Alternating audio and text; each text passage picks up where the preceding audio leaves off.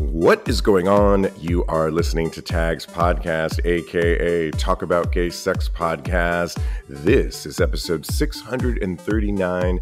I am your host, Stevie V, alongside Jeremy Ross Lopez. How you doing, Jeremy? I'm really good. How are you? Pretty good, pretty good. A little slower today. I'll tell you in a second, and our other co-host will chime in as well about it.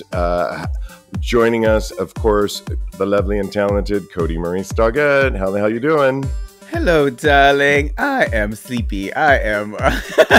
Yeah. I feel rode hard and put away wet. That's how I feel today. Ooh, wow, yeah. All the good signs of a fun night had, and we're talking about, as we record this, last night, which was Super Bowl Sunday. And not that we were totally football fans, although I have to say I was kind of into the game this time because I did not want... Well, I wanted the Eagles to win because I did not want what's the other team, Kodi? I can't even remember it right now.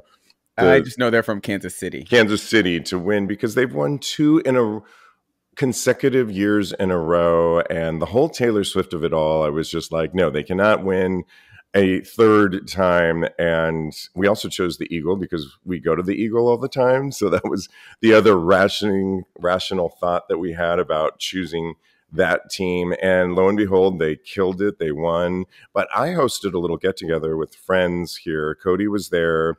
We had a few of our other friends, my boyfriend, of course. And I think I probably cooked for a party of 15. Mama. There was like four of us. And oh my God. I made chili. I like chili. I made chicken wings. I made two different types of chili. One two different spicy, types. One. I was like, "Ooh, who is this for?" Exactly. I made. I said nachos. My boyfriend went and got Paraguay food, empanadas. There was a few other items on there too, and I was making pineapple margaritas. I mean, it was a full-on spread, and we ate so much so that we were talking about, oh, this is not the night to bottom. Definitely not. Everything was amazing. There was so much. I was like, this is who can eat all of this food? It was for an army. And thank you, Steve. Everything was wonderful. Oh, yeah. No, it was a lot of fun. And lo and behold, I did bottom for my boyfriend last night. I know. After chili? After all of that, he wanted to do me. And I'm like, are you kidding me? Well, we did it, and it was all good. So, yeah. So as Dr. Goldstein, our trusted proctologist, always says, chances are you're clean, you're fine down there. You know, it's not recommended to have what we ate, but it was all good. Thank you, fiber. Yeah, thank you, fiber. Right. The halftime game or the halftime show with Kendrick Lamar was good, not great. I'll let you tell, Kodi, what you thought of it really quickly. Yeah, I liked it. It was very artistic, and I love him, but I love all the songs that were played. I just wish they would have did at least one like party fast song. That's my only critique. But otherwise, I thought it was really great. The messaging was really good, and yeah, Samuel L. Jackson, and then Serena Williams doing the crip walk. You can't beat that. Oh, and Jeremy, I know you're a huge SZA fan. Actually, we saw SZA open for Janet Jackson several years ago, and that's when we kind of fell in love with her. But two things for you. What did you think of SZA in Kendrick Lamar performance? And I understand you saw her new movie? Yes, I loved the movie, and I loved her in this performance specifically. I really only watched for her part. Yeah, she's really like fierce right now and having a moment. Yeah. And I can't wait to watch the movie. Who is she co-stars with? Keke Palmer. Keke Palmer, yeah. So it looks like it's so much fun. So it's a thumbs up for you. We should all go see it. Definitely. It's so hilarious. Awesome. We will put that on the radar. Okay, well, we've got to get into some hot topics here. And drag group slams Donald Trump for takeover of the Kennedy Center. The Kennedy Center, as we all know, is in D.C., and it hosts all kinds of major events, often related to politics, but Kennedy Center Honors comes to mind. And Trump has said, at my direction, we are going to take and make the Kennedy Center in D.C. great again. Okay, reuse your words. He said, I have decided to immediately terminate multiple individuals on the board. And he also said he wants to get rid of drag performances that they actually put on at the Kennedy Center that are really family-friendly events and family drag performances. But he claims, as it's really no surprise, that basically they are targeting children. And we all know that that's just a trope that has been spread around. And I don't know, I know, Jeremy, you're such a fan of drag and what purpose it serves, and it's an art form. If we're losing things like this at the Kennedy Center, what does that even state to you, like where we're headed? I just think that we have a long 4 years to go, and I mean, this is just the beginning, and I question the people that voted for this to be like top priority for the president to get rid of and go backwards. So I think the whole thing's just disheartening altogether. It really is. And right before we got on this podcast, I had the news on, and apparently he wants to get rid of pennies because pennies are useless. And while I'm not maybe mad at that, it seems like, why are you focused on that? And when they did the math on what it takes to make a penny, it's maybe 3 cents per 1 cent that it's actually worth. However, stores would have to then use the nickel more, and that costs more. So in the end, it wouldn't even make sense. He's just random, Kodi, with all of the things he's implementing. But when they really seem to be pushing that Project 2025, that huge 900 book that is coming after many things, but really LGBTQI, our community. What do you say to hearing about the banning of drag and getting rid of people at the Kennedy Center? Well, it seems to me, and I've heard this a theory before, that he is flooding the media with things that people will get up in arms about so that he can do his secret, not secret, but the things that he really wants to get done in the government in order for him to, so like he's flooding. My thoughts are not all the way here. I'm still hungover.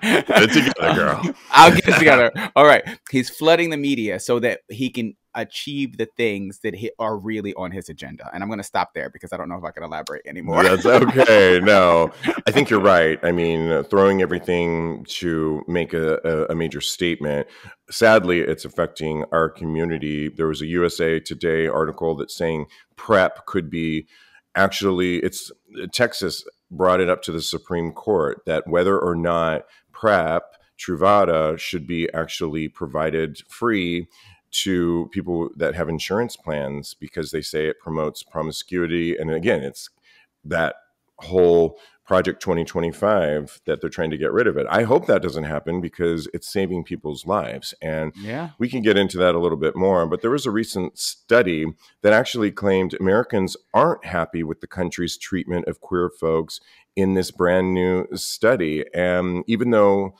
as Jeremy was saying, he's questioning people voting for him, the new study actually shows that people aren't necessarily happy, Americans' overall satisfaction with how queer people are being treated right now.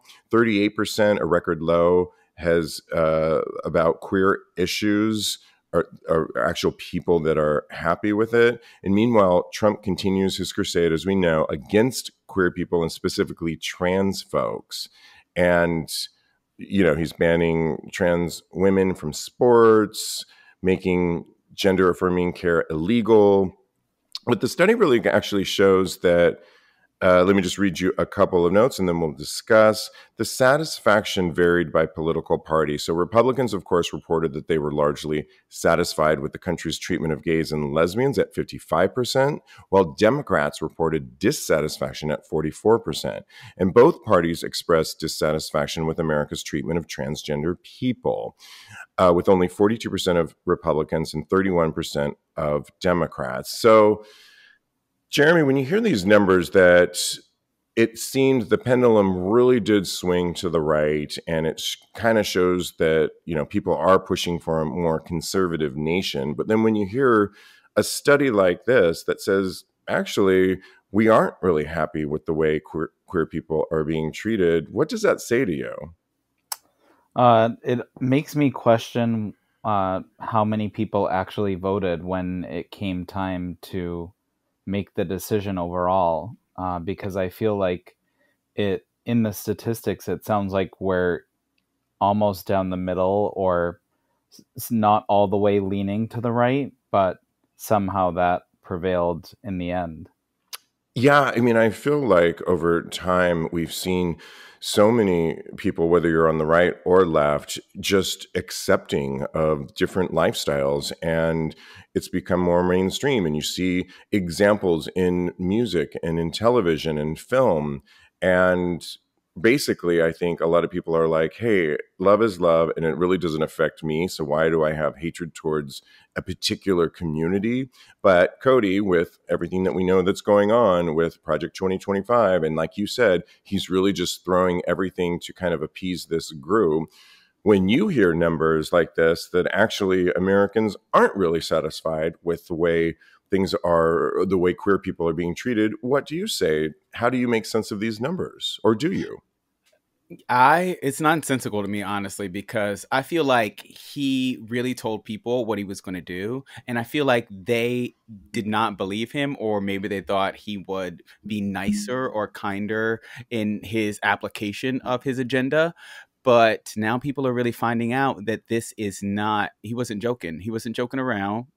And he really has it out for the transgender community, for immigrants, and he really just is not joking. He wants these things to be implemented, and people are actually dissatisfied with that, and that makes me feel good that people are dissatisfied with it, but they should have thought about it sooner, in my opinion. Right. Absolutely. More now than ever, we need community and we need allyship.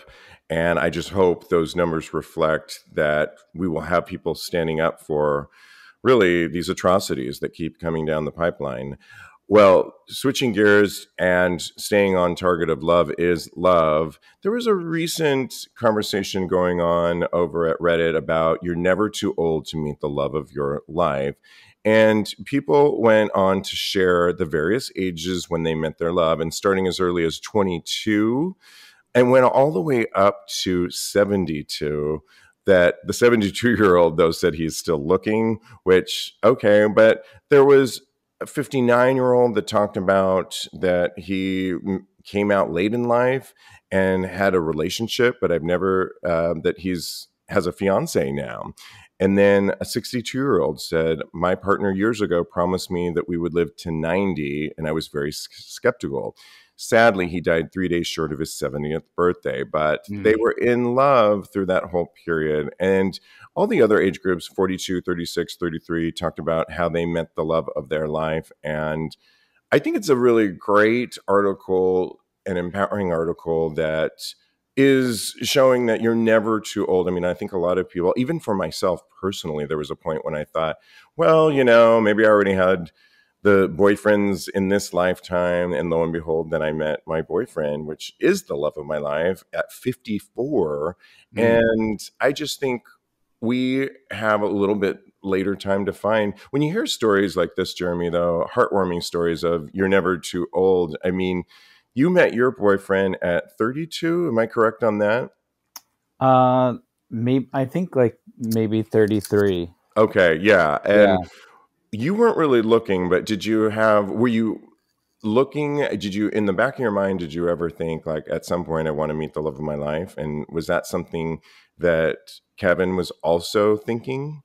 It wasn't really on my radar, to be honest, but I think that when we first met, I kind of just knew that I wanted to date him and make it more serious, and I got really lucky without having to go on bunches of dates. It was really the first date that I've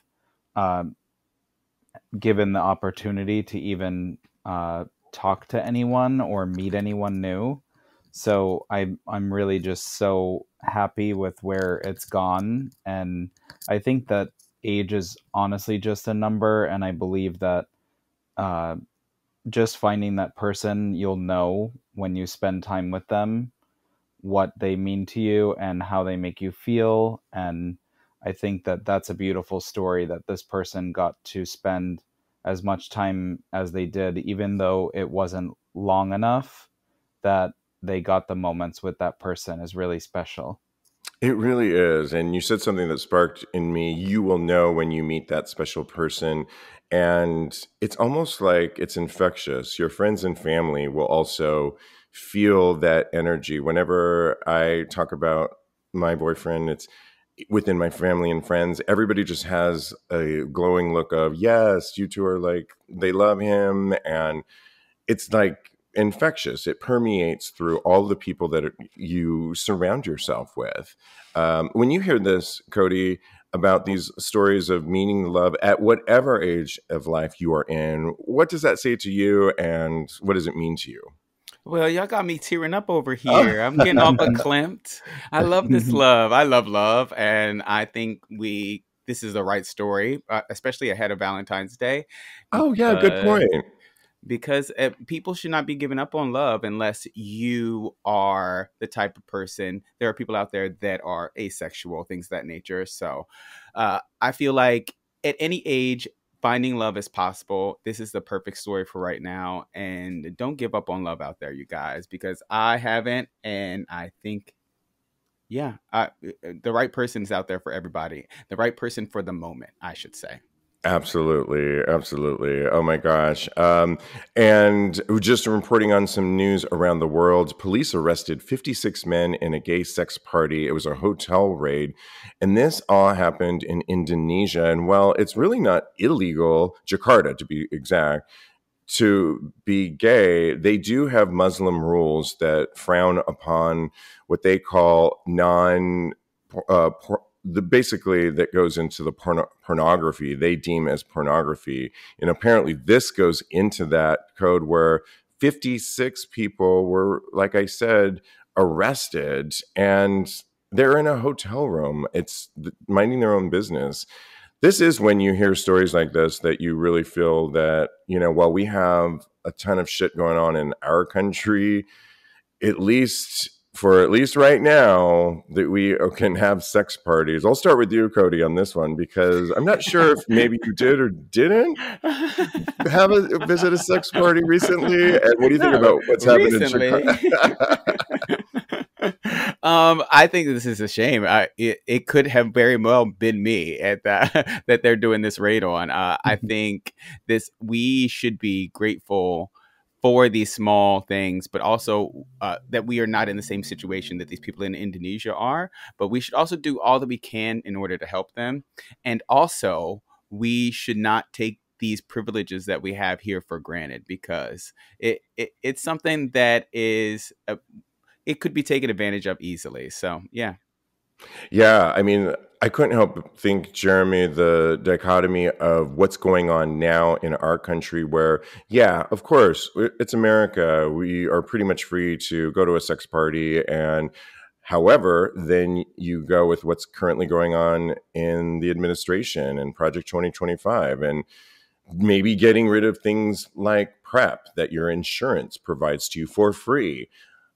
Does this scare you at all, that it could actually be coming our way as well, that we could be banning just sex between gay people? It does. It's really insane that could even happen. I do wonder what the stipulations were based on the fact that, 56 people in a hotel room seems like a lot. It does, actually, yeah. I'm the logic in me is just thinking wow, that's a lot of people crammed into one room. But maybe it was a penthouse suite. Yes, maybe it was lavish and huge and accommodating, but it is scary to be in trouble just for enjoying yourself.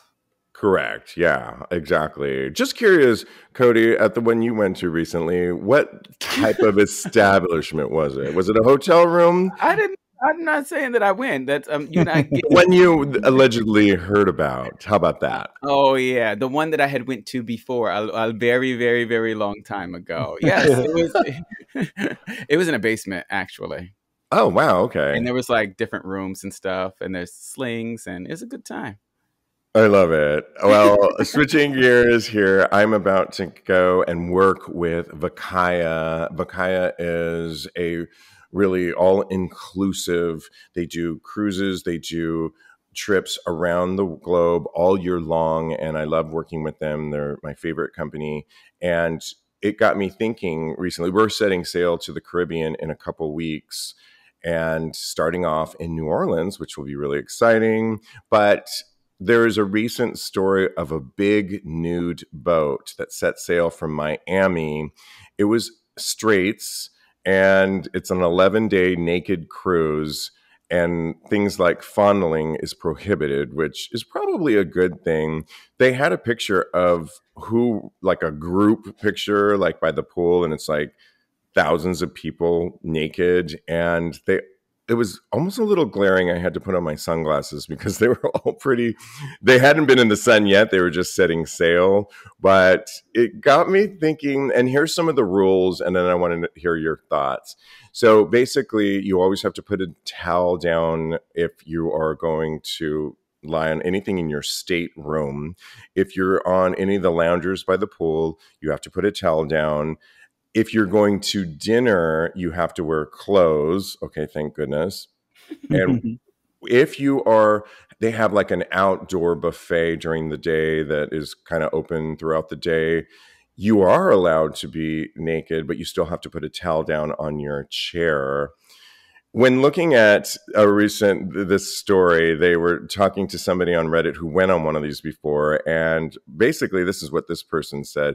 Cruises seem to be for people who like to eat and lie around, is what they wrote. So there were a lot of large people.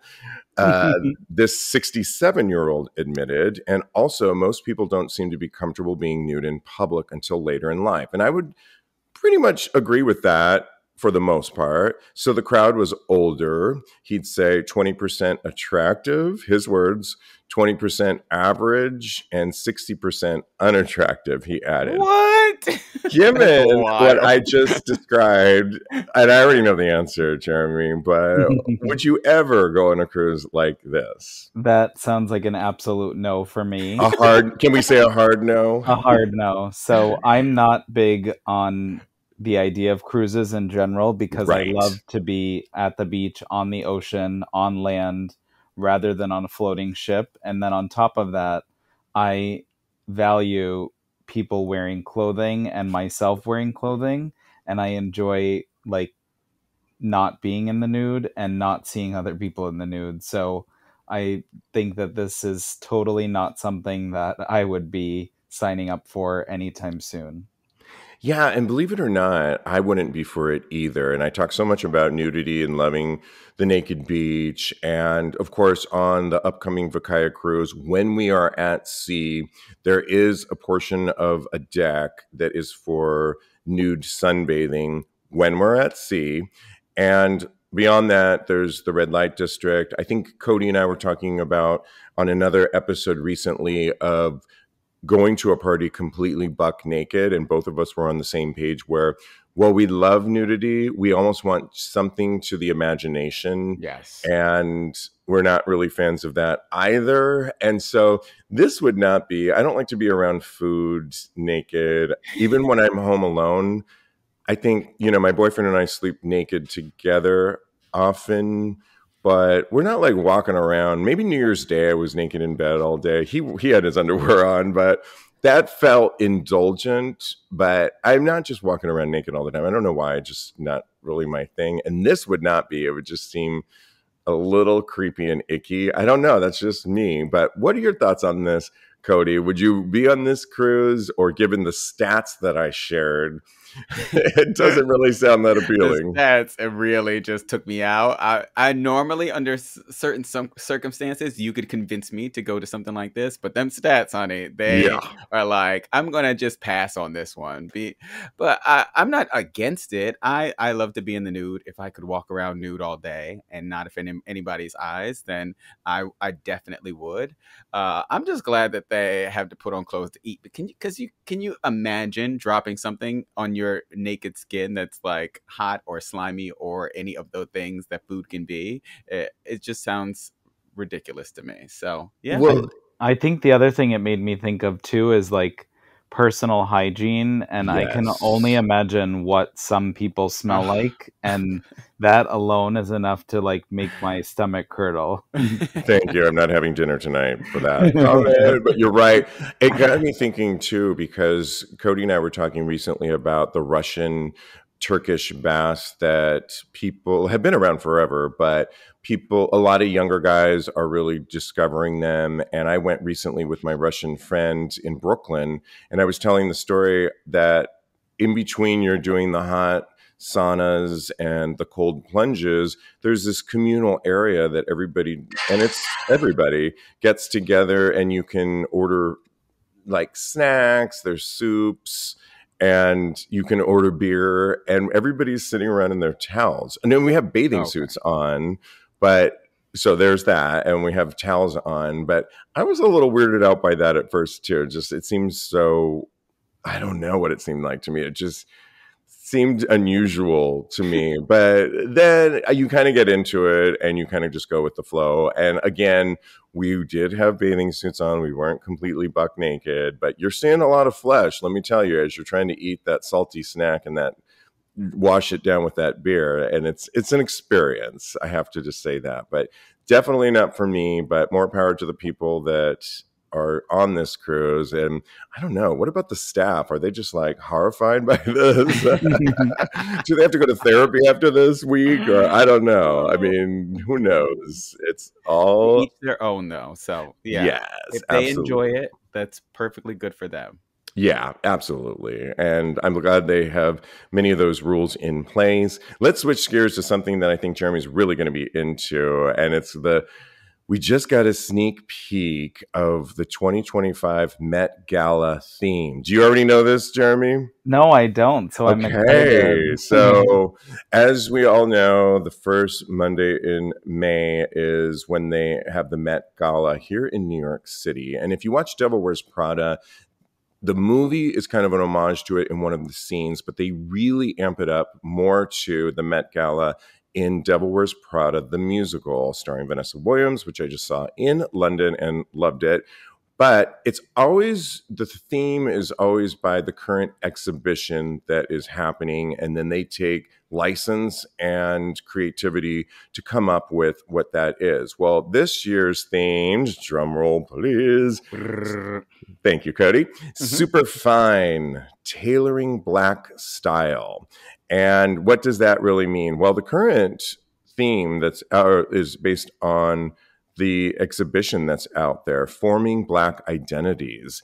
Think of Black dandyism, is basically all of a nod to menswear, but by Black men that were in an era that had a really swagger to it and had a really cool, just, I don't know, we think tailored suits and really good nod to not masculinity per se, but I would say a dandyism, a nod to just really good, excellent suits.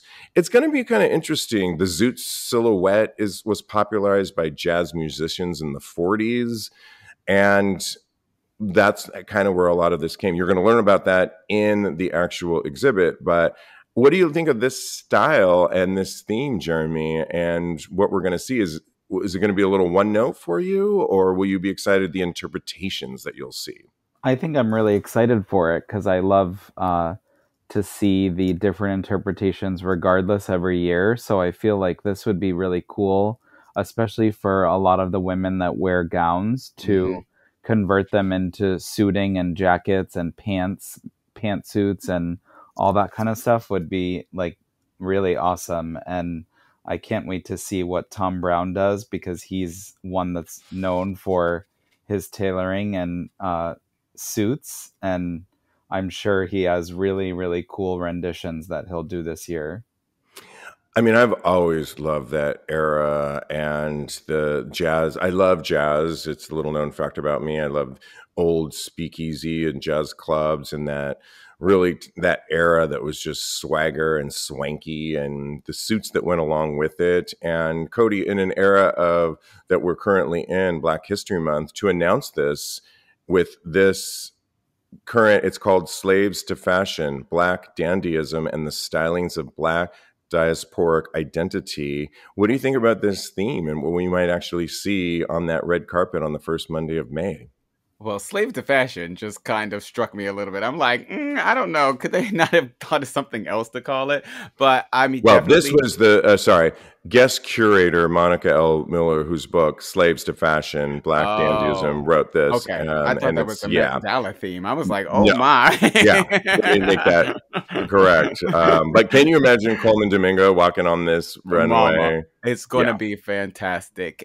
Think Andre 3000 and his whole aesthetic. That is, people are out here doing it, and I think it's going to be something spectacular. It's going to be a celebration of blackness and dandyism and tailoring, and I really am so excited for it. Like Jeremy said, I cannot wait to see how the women are going to interpret this, because it's going to be a struggle, but I know that they are all up to the trial, that they're going to be able to do it so well. Yeah, I'm really excited for this because I think it's also going to play with gender.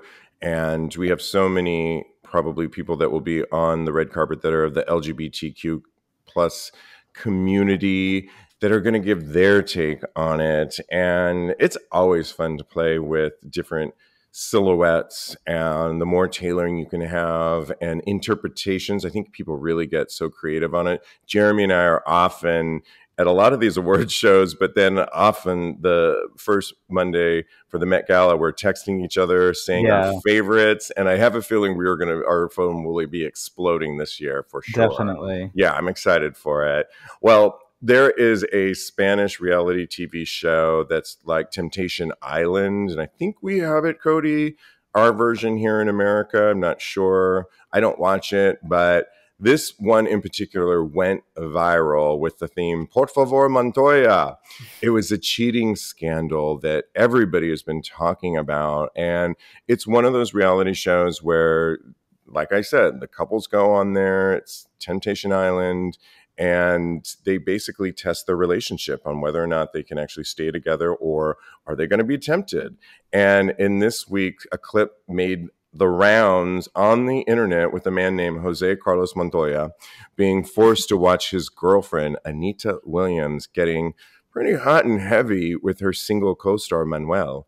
Mm-hmm. And apparently she had watched her boyfriend get a lap dance earlier in the show. Okay, just a lap dance. Girl. And then she got jealous, and her revenge was get on with a guy in bed, the full deed, in which Jose Carlos Montoya was watching it on a screen, because they love reality TV and they love putting these things in and really making these contestants suffer.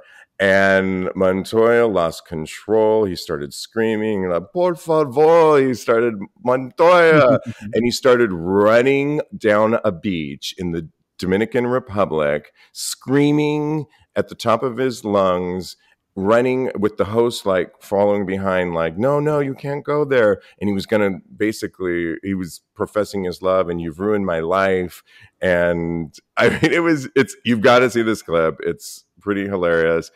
They have been together for 10 months, just to give you a little bit background on this couple, but it's unclear whether or not they're going to be moving forward or not based on this. I don't know, Jeremy, when you hear this, first of all, do you think it's silly that they went on the show to begin with? Because they're going to be putting you through these challenges.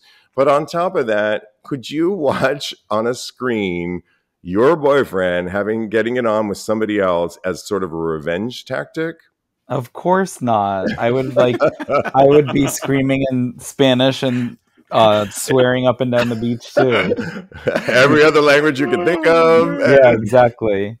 But I think she went a little too hard with that, because I mean, a lap dance is I think harmless, especially like if you're in the presence of it, because you can see everything going on. And I think it's kind of like fun and enticing when you're a couple, but not your revenge tactic being this.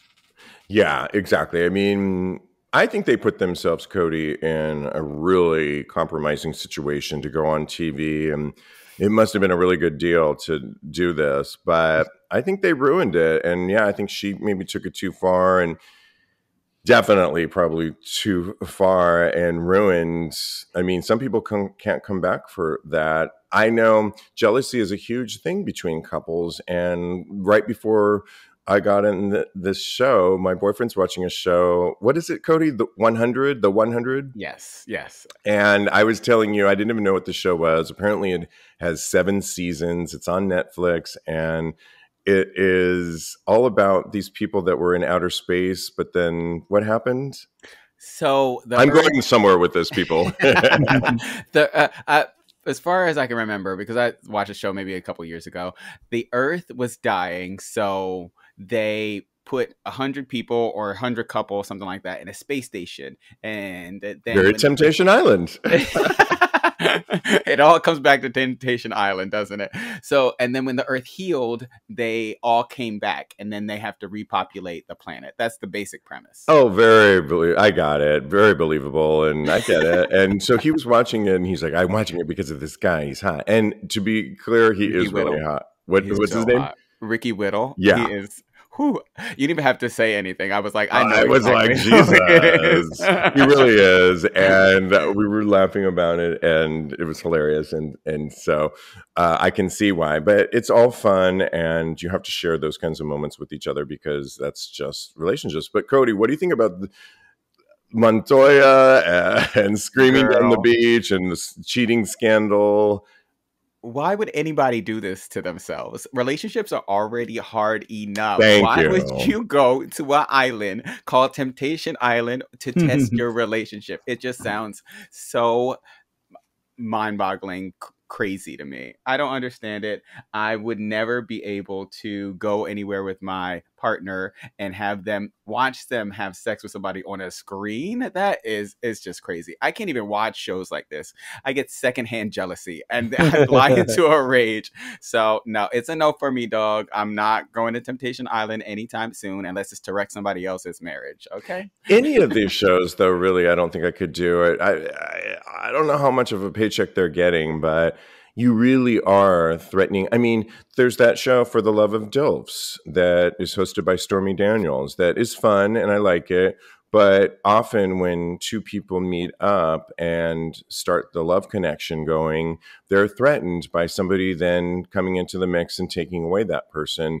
And it gets really wild on those shows where jealousy is definitely fired up, and it makes me uncomfortable to watch, much less if I was a contestant on there. I don't think I could put myself in these situations. I really couldn't. I mean, you're right. Relationships are hard enough, and I don't think there's enough money to make me go on these shows at all because, yeah, you wouldn't want to see me on these shows. I would just be super angry and, not fun. It would not be a cute day for me in Dilf Island. No, thank you. Exactly. Well, it's time to give some advice. We love giving advice on this show, and we'll start with a quick and easy one that really just asked the question in one of the gay Reddits: how are we feeling about the new Gaga song? Which I thought was hilarious because we were talking about this at our party the other day, and I just think it's a gay thing to talk about. I ask you, Jeremy, how are you feeling about? Is it Abracadabra. Abracadabra. Yeah. Sorry, I don't even know the song time. How are we feeling about it? What did you think of the video when she posted it on the Grammys? I mean, are you fucking kidding? I was obsessed and my jaw was on the floor. Oh, wow. And I'm like, the old Gaga is back. It gave me Alejandro, Bad Romance vibes, and I've been listening to it daily, trying to figure out the words and watching the music video over and over and over. I really love it. Wow. Are we going to see a TikTok of you doing some of the choreography soon? Definitely not. I did see a few of them already, people knowing the choreography, which is really like... My boyfriend will be one of those to learn it because he does do Bad Romance choreography all the time. It's so funny you say that because when we met him last December, we went out to a bar where we used to do this live show at Rebar, And after a few cocktails, we were all having a good time. And he started breaking into dance moves. I was like, go on, Kevin, with your badass self over there. So this makes me happy. I have a big smile on my face right now. It is funny because I do think it's old Gaga, but renewed in a way. She has a certain style when she's like, I love her. And my favorite Gaga is the Gaga that we saw last night at the pregame of the Super Bowl. We were still trying to figure out what song that was and where did that song come from, right, Kodi? But loved it, loved it, loved it. And she's at a piano and it was brilliant. I also am a huge jazz lover, as I said before. And anytime, like, I hope she does that jazz show again at her Vegas residency because I would be there 100%. The pop songs I like, and this sounded like an elevated version, like the next level of a pop song for her. And I thought, this is really good. And the choreography is that kind of aggressive, get into it, like where you're really sharp moves. And I mean, I would need a major chiropractic appointment after some of that choreography because it's just like, not trying it now, but I appreciate it. And it's really brilliant. So I'm happy for her and I'm glad she's back to this version of herself. What do you say, Kodi, about the new song Abracadabra? Love, love, love. Gaga, Mother Monster. She's back and I am here for it. I don't know if I could do all the dance moves, but you know what? Now I think Kevin needs a partner in the dance routine. So me and him are going to be on the TikTok and we're going to be doing the dance moves. So if you guys want to join, we can do that. We can schedule your chiropractic appointment directly after. Okay. I love it. Yeah, no, it's exciting. I'm really happy for her. And I know, Jeremy, you don't love the bangs right now, but she pulls together a look. And yeah, and I love the witchiness of the whole thing. Right? I really actually do too. And I think she looks amazing. Well, can we wait to see what she pulls off for the Met Gala? You know, she's already like having samples sent to her and they're working on it, but she's going to be one to look at. And with new music out there, I think we'll see her on that red carpet. Okay, let's give one more. And this comes from Reddit where somebody was asking the question, married for 2 years, struggling with a stale sex life as two tops. I don't know why two of the same persuasion get together and then come with this question. It always boggles my mind, but I will read it. My husband and I have been married for 2 years now, and while our relationship is great overall, our sex life has become, well, pretty stale.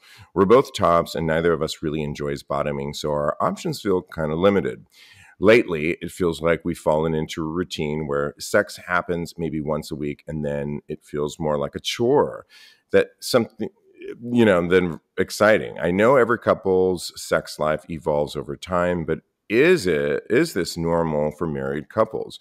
For other same-sex couples, especially those in relationships where both parties are tops, how do you keep things exciting? Any tips? And Kodi, I'll start with you initially because recently on an advice, you said it wasn't for you, but you said maybe it's time to open the relationship up. And would that also be advice for this person writing this, married for 2 years?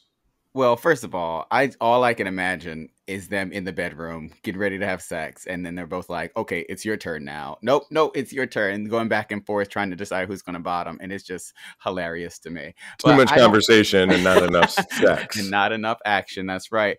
But this love must be really strong for two tops to be married. Like they couldn't work this out. This must have been an issue for them in their relationship when they were just dating. So why? The love has to be really strong for them to take that leap in order to get married. So they should be able to figure it out. Opening the relationship is one option, or even just inviting bottoms into the bedroom. I don't all bottoms, high alert. I don't know. I don't have any other advice for them because I really can't fathom how two tops have gotten together. I don't know why that's throwing me for such a loop, but I do think. Go ahead. I agree with you. I think the love is strong with them, and it doesn't sound. I mean, if the question was really, does sex kind of wane and you need to kind of find something to perk it up after a few years, that's probably common for many people, and they should have that conversation. But how hot would it be if we played this out, if they did put a call out there for all bottoms and they did sort of their own version of a casting call, and they just had fun with a few bottoms in a particular night here and there? Wouldn't that spice it up, Jeremy? I mean, yeah, I think that sounds like it would add fun. I don't think a few of them, but maybe just like one or okay, I'm a greedy person here. Like one that they agree on or something, I think would make sense. But I think to each his own. And I think that sometimes everything can change, like the way that they play with each other and maybe are attracted to each other, which seems like that's what happened with them getting married and then figuring out now that they need to switch it up or just spice it up and make it different. So I think it is good to keep their options open and like maybe try new things, like try certain things with each other that they haven't before. And if they have tried everything, maybe they play off of each other of doing something that they know the other one really likes, or just trying something random that they haven't done. And that could be maybe new and exciting for two tops. I mean, they still have a dick and an ass both, and you don't want to make it monotonous, but you want to be creative with it. A dick and an ass. I love that. Great. Yeah, we all that's really good. And you know what? I started off the top of the show saying that on a night of chili and wings and nachos, my boyfriend decided to mix it up that I normally top, and I bottomed for him. And I'm like, are you kidding me? Now is the night you choose to top me? And he's like, yeah. I'm like, well, you just don't want to bottom tonight because you ate all that stuff. And it worked out in the end.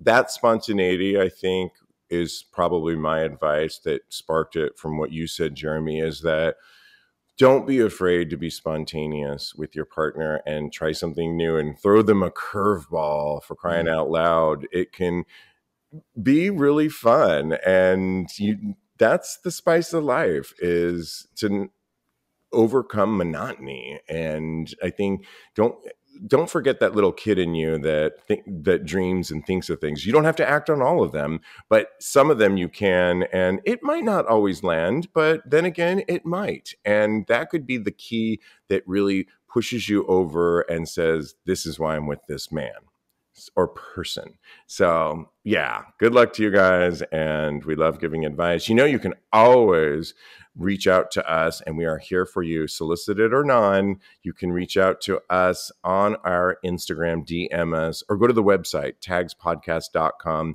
And you can always follow my co-host. Follow Jeremy on Instagram at JRossLopez, at JRossLopez. Follow Kodi on the gram at Mr. Maurice, or on Blue Sky, where he produces some sexier content, at Mr. Maurice as well. Well, follow me on the gram. I am _Stevie, or go to my Blue Sky or my X account at Tags Podcast, where you get a preview of my Just for Fans and Only Fans. And I am back at it, hitting that pavement for you guys in the winter months here, and it's feeling really good. And guys, thanks so much. Love doing this. And in the meantime, continue having hot gay sex.